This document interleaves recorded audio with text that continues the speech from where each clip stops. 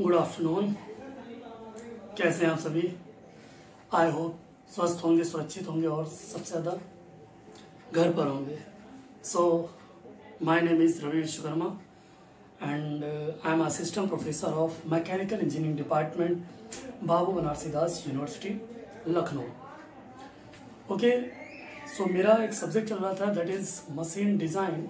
और machine design में हमने कुल 5 लेक्चर कवर कर चुके हैं। 5 लेक्चर्स में मैंने डिफरेंट कॉन्सेप्ट को 1 बाय 1 करके डिस्कस किया है।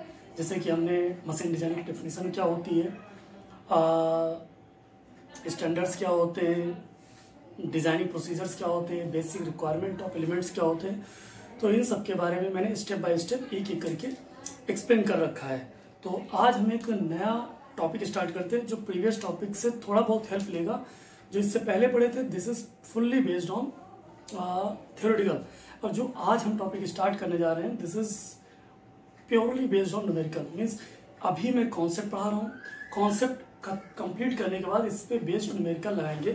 तो ये जो टॉपिक स्टार्ट होने जा रहा है and the topic name is design against the static loading. तो इस टॉपिक को कंप्लीट करने के बाद, इस टॉपिक के सारे कॉन्सेप्ट्स को क्लियर करने के बाद हम इसके ऊपर जो भी 1-2 न्यूमेरिकल, 2-4 न्यूमेरिकल जो बनते होंगे डिफरेंट टाइप्स के एक्सप्लेन करते हैं। ठीक है, तो आज का टॉपिक हमारा है डिजाइन अगेंस्ट द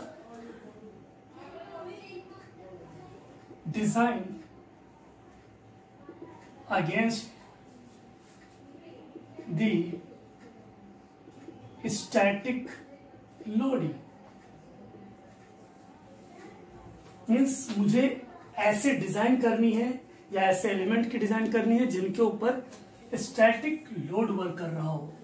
ठीक है, तो डिजाइन करने से पहले तो मैं ये तो जान लें कि what is the meaning of static load. Static load होता क्या है? तो सिंपल सा क्या होता है, a static load may be defined as a load और force which is gradually applied on a machine component and it does not change its magnitude and direction with respect to the time। क्या मैंने बताया? Static load वह force है जो किसी machine member पे applied होता है और साथ ही साथ ये ना ही अपना मैग्नीट्यूड और ना ही अपने डायरेक्शन को चेंज करता है with respect to the time. Means time के रिस्पेक्ट पे ना ही ये अपना मैग्नीट्यूड चेंज करता है और ना ही डायरेक्शन चेंज करता है। इस तरह के फोर्स को हम क्या बोलते हैं? Static load. मैं लिखे दे रहा हूं यहां पर, static load may be defined as the load as a force which is applied to the machine element and it does not changes its magnitude and direction with respect to time। with respect to the time ये अपने magnitude और directions को change नहीं करता है, और ऐसे ही load को हम क्या बोलते हैं? Static load. और मुझे डिजाइन इसी लोड पे बेस्ड होकर मुझे मशीन एलिमेंट की डिजाइन करनी होगी। ठीक है, चलिए आज एक एक करके छोटे छोटे कॉन्सेप्ट्स को क्लियर कर लेते हैं और इन्हीं कॉन्सेप्ट का यूज करके हम न्यूमेरिकल को सॉल्व करते हैं। अल्टीमेटली मेरा एम होता है किसी पर्टिकुलर न्यूमेरिकल को सॉल्व करना। ठीक है, तो छोटे छोटे कॉन्सेप्ट्स हैं, उन सबको क्लियर कर लेते हैं। तो ये आप लोग समझ गए होंगे कि what is the meaning of static load. Static load एक ऐसा लोड होता है जो समय के साथ अपने मैग्नीट्यूड और डायरेक्शन को नहीं बदलता है, उसे हम क्या बोलते हैं? Static load. नेक्स्ट हमारा है सिंपल स्ट्रेसेस। आप लोग स्ट्रेस के बारे में अच्छे से पढ़ चुके होंगे, तो यहाँ पर मैं स्ट्रेस को डिटेल में एक्सप्लेन नहीं करूँगा क्योंकि वो टॉपिक आपका basically depend on some, strength of material. तो यहाँ पर बस सिंपल से मैं बता रहा हूँ सिंपल स्ट्रेस। कुछ टॉपिक्स हैं, कुछ कंटेंट है या कुछ कॉन्सेप्ट्स हैं जो सीख लेते हैं। सिंपल स्ट्रेस, ठीक है। सिंपल स्ट्रेस में जो सबसे पहली स्ट्रेस की अगर हम बात करें, दैट इज कॉल्ड टेंशन और कंप्रेशन। स्ट्रेस डेवलप होगी टेंशन से या फिर कंप्रेशन से, ठीक है। सिंपल स्ट्रेस में अगर हम पहली बात करें पहले टॉपिक की, दैट इज कॉल्ड टेंशन और कंप्रेशन स्ट्रेस, ठीक है। जैसे बोलते हैं टेंसाइल स्ट्रेस और compressive strain. It is denoted by sigma T और sigma C. Is it clear? Force upon area, बस सिंपल से यही है। वेयर P क्या होता है? P is the load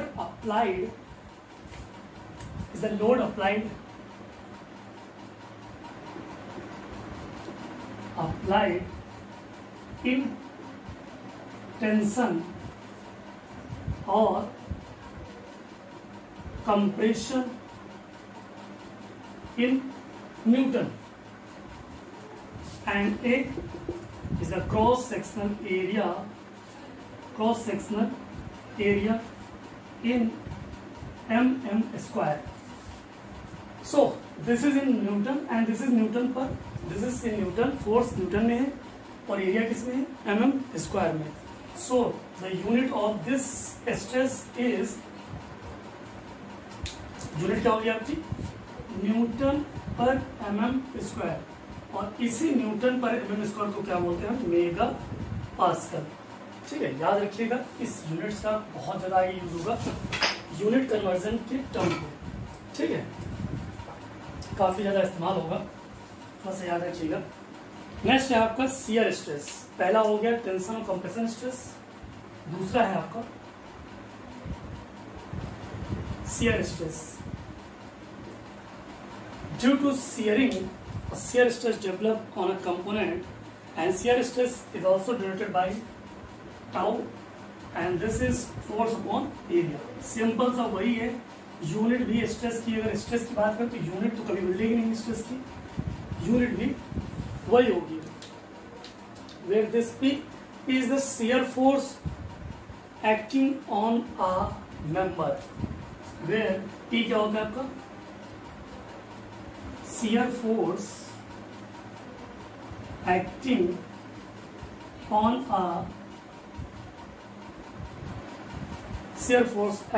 a member। I think इतना क्लियर हो गया होगा। सिंपल स्ट्रेस की बात कर रहे थे, सबसे पहले मैंने टेंसाइल या कंप्रेशन स्ट्रेस की बात की, दूसरा मैंने शियर स्ट्रेस की बात की। अब मैं दो इक्वेशंस होती हैं, that is called bending equation और टॉर्जन इक्वेशन। उन दोनों की हेल्प से मैं बेंडिंग स्ट्रेस और शियर स्ट्रेस को निकालने की कोशिश कर रहा हूं। देखिएगा, कुछ इक्वेशंस हैं और कुछ बेसिक कॉन्सेप्ट्स हैं जो आप लोगों को सीखने हैं। इनका इस्तेमाल आप न्यूमेरिकल सॉल्विंग के दौरान बहुत ही अच्छे तरीके से करेंगे, ठीक है। थर्ड वन हमारा बेंडिंग, या कह सकते हैं बेंडिंग स्ट्रेस, ठीक है। तो बेंडिंग स्ट्रेस में हम बात करें तो आपने बहुत अच्छे से पढ़ी होगी bending equation, and the bending equation represent sigma B upon y equals to m by I equals to E upon R, ठीक है। Bending stress, distance of the surface from the neutral plane, moment, inertia, Young modulus and radius of the curvature, ठीक है। एक एक चीज clear है। तो मैं इन दो पोर्शन का यूज करके अपनी बेंडिंग स्ट्रेस को निकालेंगे, ठीक। तो सिग्मा बी, अगर मैं इस इक्वेशन का यूज करता हूँ, sigma B equals to m upon I into y, clear. We know that moment of inertia of circular rod equals to, अगर मैं I की बात करता हूँ in case of circular rod, which is pi by 64 d की power 4, where d is the diameter of the rod, okay। And अगर मैं Y की बात कर रहा हूँ तो रॉड की, for example this is your rod,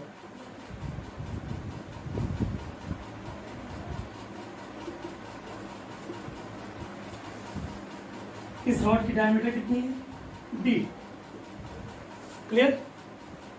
इस न्यूट्रल एक्सिस से या सेंट्रॉइडल एक्सिस से टॉप सरफेस की जो डिस्टेंस होती है इसी को तो हम y बोलते हैं, और ये है कितनी d की आधी, तो y की वैल्यू कितनी आ जाएगी d/2। Is it clear. सीधे इन दोनों की वैल्यू उठा के यहाँ पर रख देते हैं, तो sigma b equals to m/π/64 d⁴ into d/2। तो यहाँ से सिग्मा b की वैल्यू क्या आ जाएगी, बेंडिंग स्ट्रेस की वैल्यू क्या आ जाएगी आपकी, विच इज 32 m/πd³। इस इक्वेशन को आपको अच्छे से याद रखना होगा, बहुत ज्यादा काम आने वाली है आगे चल के आपके, ठीक है। This equation is known as bending stress equation, bending stress, this is bending equation and bending stress, ठीक है। आई थिंक क्लियर हो गया होगा कि बेंडिंग स्ट्रेस हमने कैसे फाइंड आउट की। Bending stress we can find the bending stress with the help of bending equations, और बेंडिंग इक्वेशन में हमने पहले दो पोर्शन का यूज करके हमने बेंडिंग स्ट्रेस को निकाल लिया। आई थिंक ये क्लियर हो गया होगा।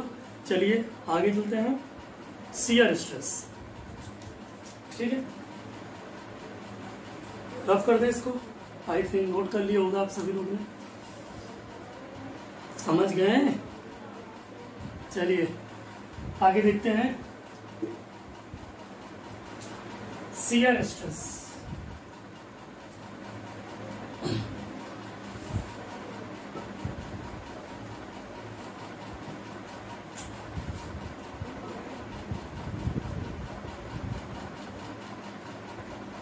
शियर स्ट्रेस, शियर स्ट्रेस के लिए एक शियर इक्वेशन होती है, आप लोग भली बात जानते हैं, विच इज, सबसे पहले हम शियर इक्वेशन लिखते हैं। शियर इक्वेशन क्या है, tau upon R equals to T upon J equals to G theta upon L. मैं डिटेल से नहीं इसको बता रहा हूँ, बस सिंपल से ये इक्वेशन होती है shear. This is shear stress, this is radius of the rod, it is the torque applied on this, on the rod, G is the polar moment of inertia, G is the modulus of rigidity, theta angular twist, L is the length of the rod, clear।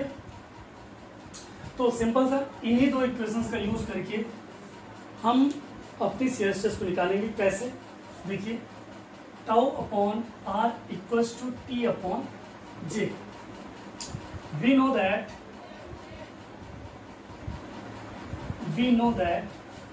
क्या हम जानते हैं कि in case of circular rod, in case of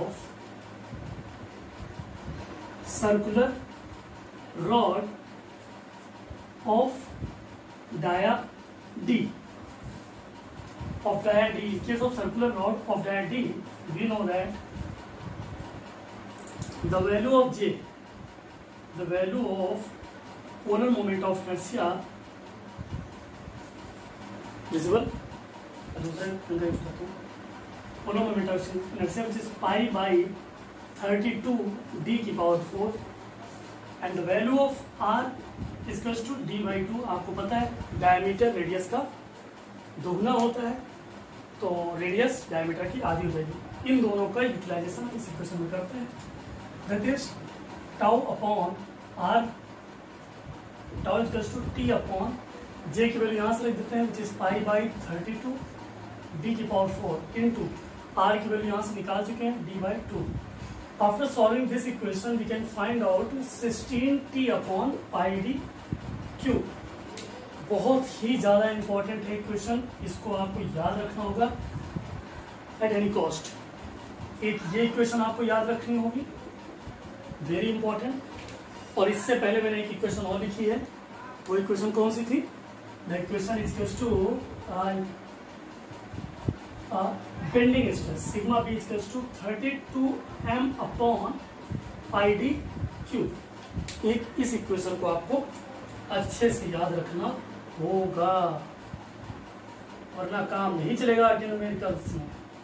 ठीक है, चलिए इसको note कर लीजिए जल्दी से, फिर मैं आगे चलता हूँ। समझ में आ रहा है? अगर नहीं आ रहा है कोई चीज़ तो मुझे कमेंट कर दीजिएगा, मैं बाद में इसको मैं आपको रिजॉल्व करा दूंगा नेक्स्ट लेक्चर में, अगर कोई चीज़ प्रॉब्लम नहीं होगी तो। ठीक है, चलें फिर आगे देखें। चलो भाई आगे देखते हैं। नेक्स्ट जो हमारा कॉन्सेप्ट है that is called eccentric loading. Eccentric loading क्या होता है अभी बताते हैं, अच्छे से समझ में आ जाएगा, एकदम फील आएगा इसेंट्रिक लोडिंग का। इसेंट्रिक का मतलब होता है जो सेंटर पे ना लगे, मीन सेंटर से अलग कहीं लगे कोई लोड, तो उस लोड को हम क्या बोलते हैं? Eccentric load. ऐसा लोड जो सेंटर पे ना लग के सेंटर से कहीं और पे लगे, कहीं और कहीं भी और। ठीक है, तो नेक्स्ट हमारा टॉपिक है विच इज इसेंट्रिक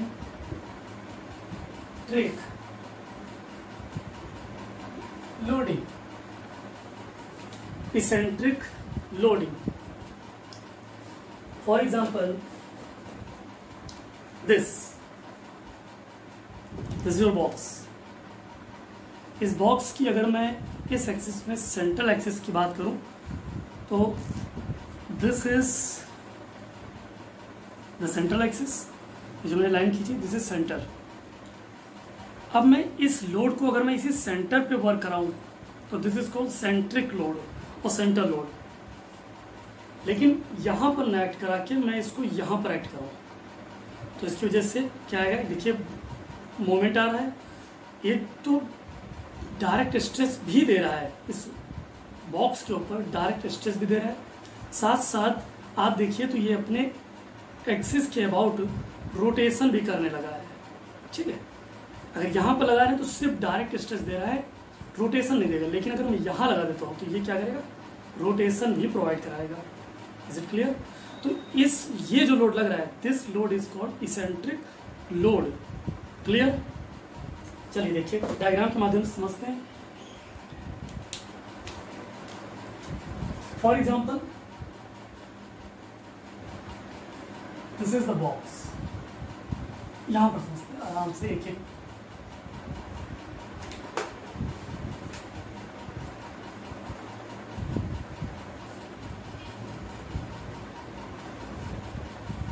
Here,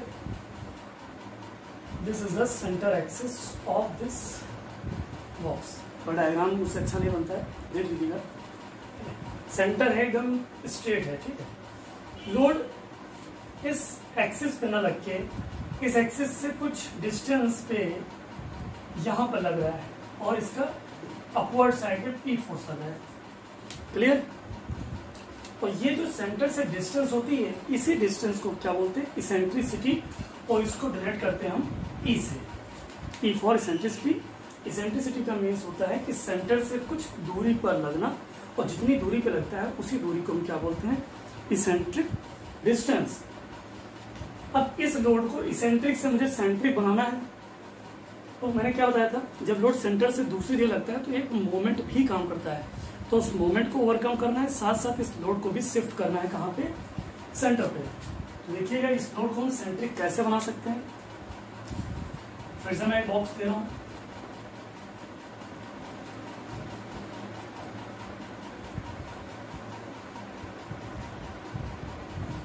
और साथ साथ एक और बॉक्स दे रहे हैं।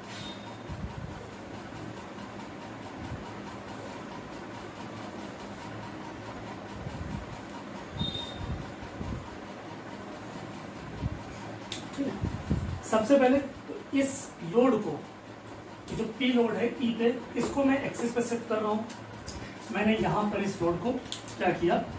शिफ्ट कर दिया। सेंटर पे इस लोड को मैंने शिफ्ट कर दिया विच इज पी। जहां पर भी पी लगेगा अपोजिट डायरेक्शन पी, यहां पर भी कुछ डिस्टेंस पे पी ही लगा है, कोई सेम लोड पी है। दोनों डायरेक्शन में लगा देता हूँ ताकि अच्छे से टेंसाइल जनरेट हो सके इसके ऊपर।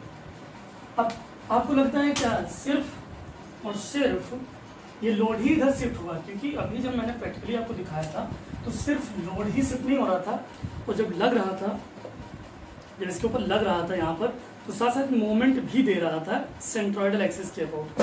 तो साथ साथ जब लोड ये यहाँ से सेंटर पे शिफ्ट हुआ, सेंट्रिसिटी से सेंट्रिसिटी पे आया, तब साथ साथ जब इधर से इधर गया है, इधर से इधर गया है, तो मोमेंट भी इधर से इधर लगेगा। और मोमेंट की वैल्यू क्या होगी? That is P into E, force into perpendicular distance. Moment आपको पता है, अगर यहाँ इस पॉइंट के अबाउट यहाँ पे कोई फोर्स लग रहा है P और ये डिस्टेंस है E, तो फोर्स इंटू परपेंडिकुलर डिस्टेंस ही इसका क्या होगा? मोमेंट होता है। ठीक है, यहाँ पर मोमेंट जनरेट हुआ इस फोर्स को शिफ्ट करने के कारण। अब इन दोनों को सब समेशन में कर देते हैं दोनों को। तो इस इसेंट्रिक लोड को सेंट्रिक बनाने के लिए हमें दो चीज़ें देखनी पड़ती हैं। एक तो उसका लोड आएगा सेंटर पे, साथ साथ उसी सेंटर पे एक क्या आएगा? आपका मोमेंट आएगा, that is P, that is P, और एक मोमेंट आएगा that is P into E. Moment आएगा that is P into E. Clear? अब ये जो P दिख रहा है ये क्या जनरेट करेगा? एक डायरेक्ट स्ट्रेस, और P into E this will generate the bending stress. इसकी वजह से बेंड करेगा। ठीक है, चलिए ये डायग्राम आपको क्लियर हो गया होगा। चलिए बस सिंपल से इसकी इक्वेशंस लिख लेते हैं। So the final equation of the stress, final equation of the stress which is P upon A, that is called bending stress, plus minus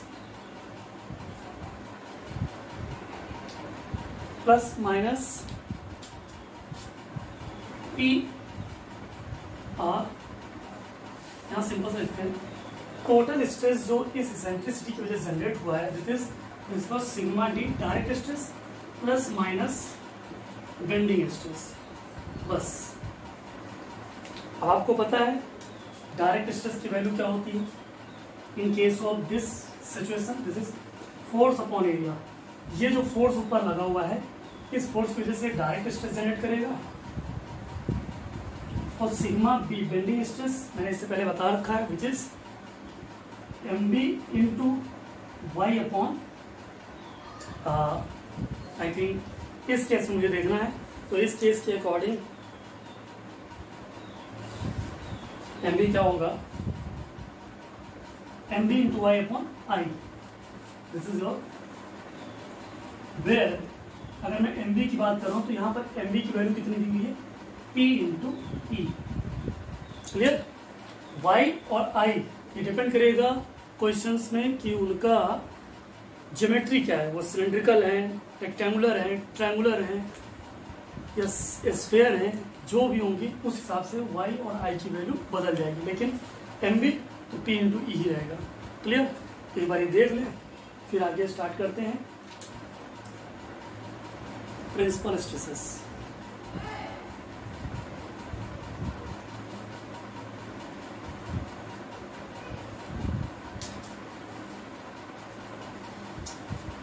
I think clear हो गया होगा। ठीक है, चलिए रफ करते हैं इसको। I think visible everything. ठीक है,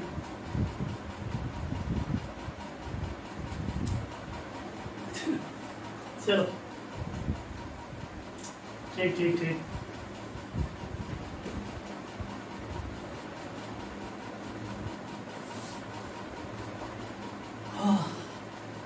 चलिए नेक्स्ट हेडिंग डालिए, प्रिंसिपल स्ट्रेस क्या होती है? ऐसी मैक्सिमम और मिनिमम स्ट्रेसेस, या प्रिंसिपल स्ट्रेस क्या होती है? इट इज द मैक्सिमम और minimum normal stress acting on a plane. ठीक है, किसी प्लेन पे मैक्सिमम और मिनिमम नॉर्मल स्ट्रेस ही क्या कहलाती है? आपकी मैक्सिमम मिनिमम नॉर्मल स्ट्रेस क्या कहलाती है जो किसी प्लेन पे एक्ट करती है? That is called principal stress. चलिए देखते हैं प्रिंसिपल स्ट्रेस क्या होती है। हेडिंग डालिए principal stress.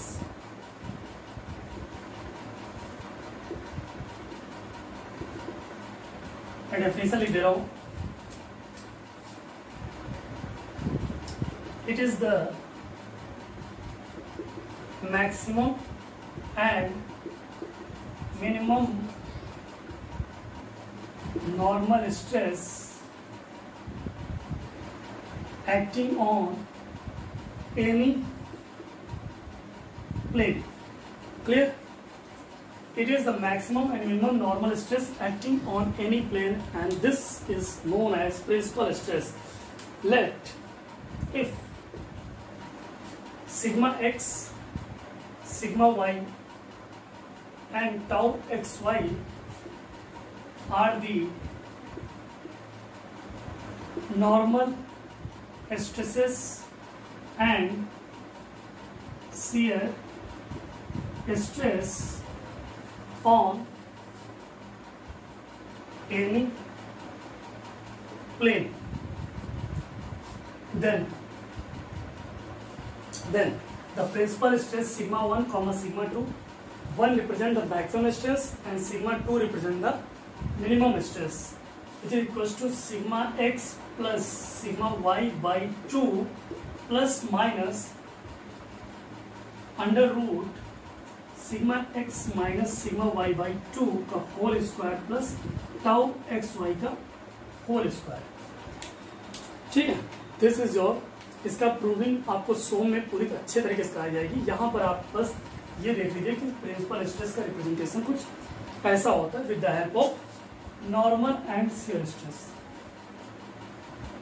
For maximum stress taking positive and for minimum principal stress taking negative.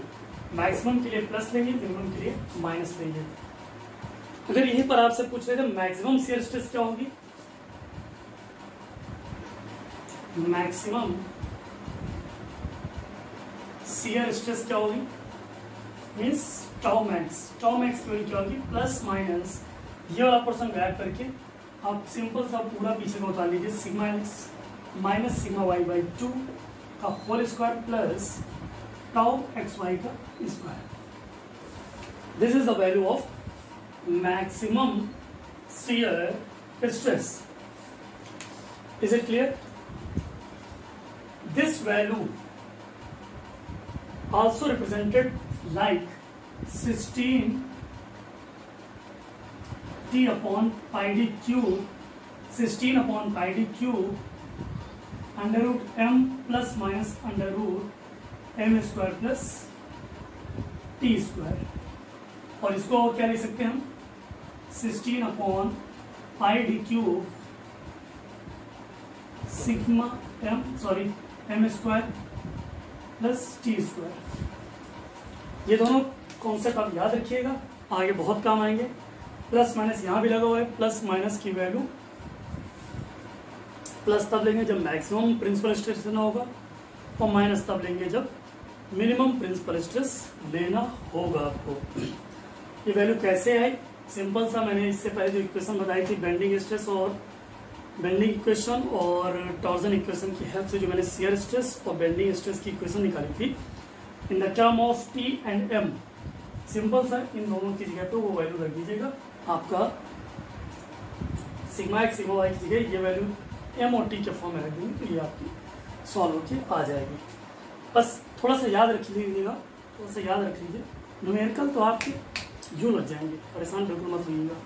ठीक है, चलिए कॉन्सेप्ट आज इतना ही रखते हैं। अब इस पर बेस्ड एक दो न्यूमेरिकल लगा लेते हैं। या एक चीज़ मैं और बताना चाह रहा हूँ, एक फैक्टर ऑफ सेफ्टी और रिलेशन बिटवीन इलास्टिक कांस्टेंट, दो चीजें और देख लेते हैं, फिर न्यूमेरिकल लगाते हैं इसके ऊपर। ठीक है, चलिए ये नोट कर लिए होंगे।